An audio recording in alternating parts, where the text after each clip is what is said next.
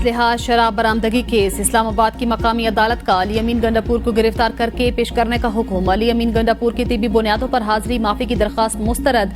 नाकाबिल जमानत वारंट गिरफ्तारी जारी। अदालत का SHO थाना बाराकहू को आज अली अमीन गंडापुर को गिरफ्तार करके पेश करने का हुक्म। जज शाइस्ता कुंडी ने इस्तफसार किया, मुलजिम कहाँ है। सुबह से 3 मरतबा केस कॉल हुआ, वो पेश नहीं हुए। गुज़श्ता तारीख पर वकील साहब को कहा था आपके ये मामला चलते रहेंगे, याद है आपका अंडरटेकिंग क्या था। जज शाइस्ता कुंडी का वकील से इस्तफसार। आपके वकील ने कहा सैलाब का मसला है, आप कह रहे हैं तबीयत नासाज है। 8वीं मरतबा 342 का बयान रिकॉर्ड नहीं हुआ, फिर कहते हैं फेयर ट्रायल का हक नहीं मिलता। अगर केस में कुछ नहीं तो बहादुर बने, अदालत का सामना करें। वज़ीर आला खैबर पख्तूनख्वा अली अमीन गंडापुर के खिलाफ गलत FIR दर्ज की गई है। बैरिस्टर सैफ कहते हैं अली अमीन गंडापुर मुख्तलिफ अदालतों में पेश हो रहे हैं, गवर्नर गैर जरूरी बयान दे रहे हैं। फैसल करीम कुंडी के पास कुछ है नहीं।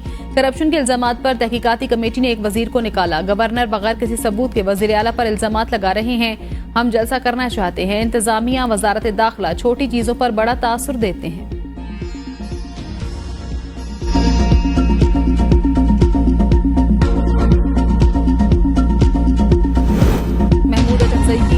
ज़ेरे सदारत पाकिस्तान तहरीक तहफ़्फ़ुज़ आईन पाकिस्तान का इजलास में 8 सितंबर को होने वाले जलसे की हिकमत अमली और ऐवान की आइंदा की कार्रवाई पर मुशावरत। असद कैसर ने कहा पूरे मुल्क में निकलने का फैसला कर लिया, जलसे होंगे। बलूचिस्तान के मसले को हल करने की जरूरत है। महमूद अचकजई ने कहा आल पार्टीज कॉन्फ्रेंस बुलाएंगे, मुतालबात नहीं माने गए तो मुल्क गिर एहतजाज करेंगे। बलूचिस्तान में क्या हालात चल रहे हैं और हम हंस रहे हैं।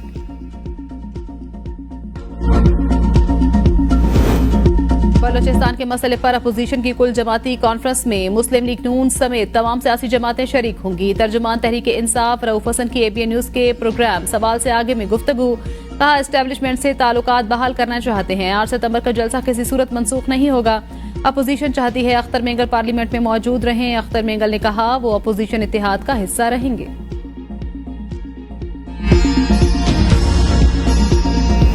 वज़ीर आज़म ने 3 मरतबा असम्बली के फ्लोर पर मुज़ाकरात की दावत दी। हमेशा की तरह बानी PTI का जवाब ना में आया। मुशीर वज़ीर आज़म राना सनाउल्लाह कहते हैं PTI ने महमूद खान अचकजई को कोई मैंडेट नहीं दिया। महमूद खान अचकजई दिल से मुज़ाकरात का रास्ता खोलना चाहते हैं। महमूद अचकजई और मौलाना फजल रहमान से बात होती रहती है। 2018 के इलेक्शन में धांधली के बावजूद हमने मुल्क की खातिर अपोजिशन में बैठने को तरजीह दी। अख्तर मेंगल के तहफ़्फ़ुज़ात सुने, वज़ीर आज़म को भी आगाह करेंगे और मुतल्लिका हलकों को भी। अख्तर मेंगल से पार्लियामेंट में रहने की दरख्वास्त की उम्मीद है। सरदार अख्तर मेंगल अपना इस्तीफा वापस ले लेंगे। बलूचिस्तान के लिए जिद्दोजहद जारी रखेंगे। इस्तीफा वापस लेने के लिए नजरसानी पिटीशन दायर कर दी।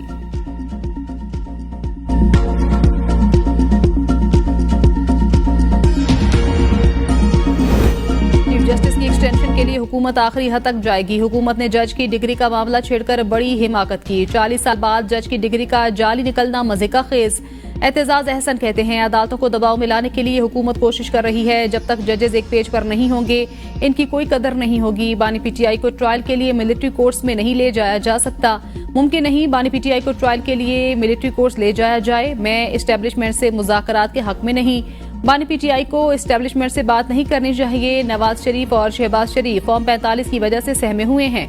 फॉर्म 45 का मामला नवाज शरीफ के लिए खतरे की घंटी। इनको पता है इलेक्शन में इन्होंने क्या धांधली की।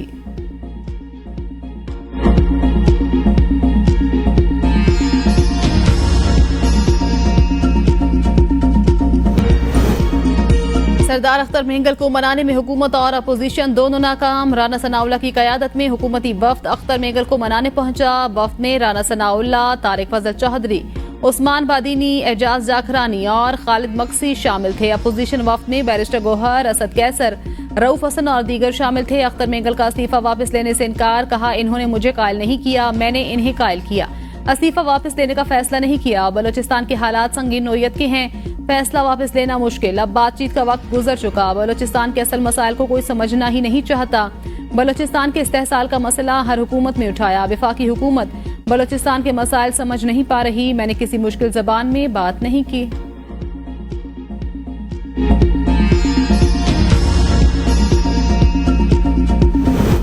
सरदार अख्तर मेंगल से दरखास्त करते हैं अपना इस्तीफा वापस ले लें। चेयरमैन पीटीआई बैरिस्टर गौहर की अख्तर मेंगल से मुलाकात के बाद मीडिया से गुफ्तगू। कहा, मैं नहीं समझता ये कोई अच्छा काम है।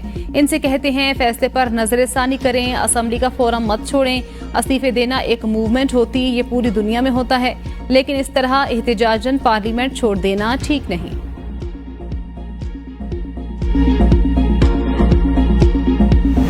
कौमों को तबाह करने के लिए दुश्मन के हमले की जरूरत नहीं होती। बानी पीटीआई की सहाफियों से गैर रस्मी गुफ्तगू। कहा, ऐसा कौन सा एटम बम फटा, 3 साल में हमारी क्रिकेट बांग्लादेश से नीचे और तबाह हो गई। क्रिकेट एक टेक्निकल खेल, इस पर सिफारशी बिछा दिए। रमीज राजा मेरा रिश्तेदार नहीं, एक प्रोफेशनल क्रिकेटर था। बड़े साहब ने अपना चेयरमैन पीसीबी रख लिया, ये करप्ट है। चीफ जस्टिस ने 2.5 माह से नैब तरमीम अपील का फैसला महफूज कर रखा है। इंतजार किया जा रहा है 190 मिलियन पाउंड रेफरेंस में सजा हो तो फैसला सुनाएं। मुस्लिम लीग नून के रहनुमा हनीफ अब्बासी ने तहरीक इंसाफ के अरकान को निशाने पर रख लिया। कौमी असम्बली में इज़हार ख्याल करते हुए कहा, आपको कांटा नहीं चुभा, सारे बाहर फिर रहे हैं। आपकी गुफ्तगू का अंदाज देखकर बहुत अफसोस हुआ। खुदा का खौफ करें, दुनिया पाकिस्तान पर हमला आवर हो चुकी है और आप उनके आला कार बन रहे हैं। फंडिंग शायद इसी काम के लिए है कि आपने फोकस एक इदारे को करना है। अभी तो मिलिट्री कोर्ट भी है, सबको नजर आ रहा है। आपने प्लानिंग के तहत हमला किया, आपका बचना नामुमकिन है। फौज इतनी कमजोर नहीं कि आप गालियां देकर दबा लेंगे। रऊफ हसन कह रहा है, हमारे फौज से राब्ते हैं, किसके कहने पर जलसा मंसूख किया। अभी भी मौका है, माफी मांगे, मैं चलता हूं आपके साथ। बलोचिस्तान और खैबर पख्तूनख्वा में हुकूमती रिट खत्म हो चुकी, सड़कों पर पहरे दिए जा रहे हैं। मुसल्लह कुव्वतें वहां हुकूमत से टैक्स वसूल कर रही हैं। बलोचिस्तान में जाकर लोगों से बात करें, क्या हुकूमत के पास ये इख्तियार है कि वो खुद फैसला कर सके। जमीयत उलमा इस्लाम के सरबराह मौलाना फजलुर रहमान का ऐवान में इजहार ख्याल। कहा, फॉर्म 45 की हो या फॉर्म 47 की, हुकूमत यही है। ऐवान इन मामलात पर गौर नहीं करेगा तो और कौन करेगा। बलोचिस्तान में सूरत हाल इंतहाई संगीन है, नफरतों में इजाफा हो रहा है। किसी और पर जिम्मेदारियां डालने से काम नहीं बनेगा। हम प्रॉक्सी जंग लड़ रहे हैं, ये हमारे मुफाद की जंग नहीं है। आलमी कुव्वतें सूरत हाल का फायदा उठा रही हैं। आज सियासी लोगों की अहमियत खत्म की जा रही है। सीनियर सियासी क़यादत को साइड लाइन किया जा रहा है। मुल्क को हमारी जरूरत हुई तो इसके चप्पे चप्पे के लिए हमारी खिदमात हाजिर हैं। खारजा इसाक डार की बरतानिया में बरतानवी वजीर खारजा डेविड लेमी से मुलाकात। इसाक डार के लंदन पहुंचने पर बरतानवी हुकाम का इस्तकबाल। बरतानिया में पाकिस्तान के high commissioner doctor Mohammad Faisal भी मौजूद थे। नायब वजीर आजम की बरतानवी अरकान पार्लियामेंट और ब्रिटिश पाकिस्तानियों से भी मुलाकातें शेड्यूल।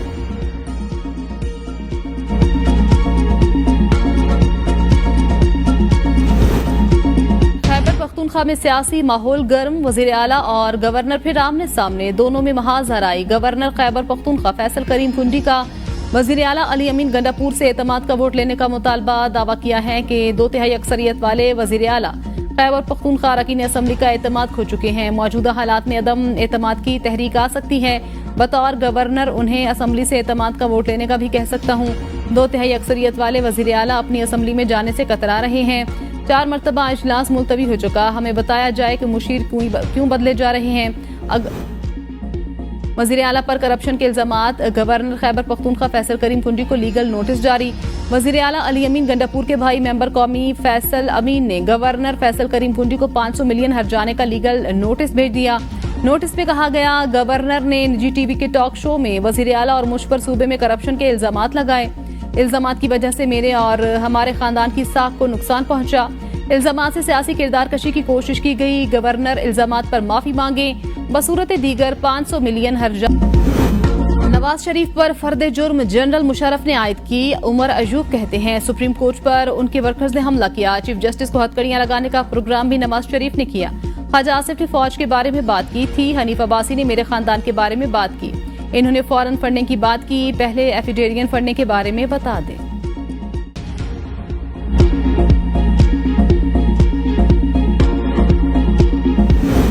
मौसम सरमा में गैस की कीमतें नहीं बढ़ेंगी। मुसद्दिक मलिक का ऐलान। कहते हैं 4 या 5 टीमें बिजली कीमतों में रिलीफ पर काम कर रही हैं। बिजली कीमतों, जेंकोज, सर्कुलर डेट, कैपेसिटी पेमेंट्स पर अलग अलग काम हो रहा है। जो पैकेज लेकर आएंगे उससे आवाम को कुछ रिलीफ मिलेगा। हीटर्स और चूल्हे गैस की बजाय बिजली पर मुंतकिल हों तो सर्दियों में कैपेसिटी पेमेंट से बचा जा सकता है। रेकोडिक पर कौम को जल्द मुस्बत खबर मिलेगी। सोलराइजेशन पर रिपोर्ट जल्द वजीर आजम को पेश की जाएगी। IP गैस पाइपलाइन पर 18 अरब डॉलर के जुर्माने की बात दुरुस्त नहीं। बलोचिस्तान में बैरूनी मुदाखलत मौजूद, मसाइल का सियासी हल निकालना जरूरी है।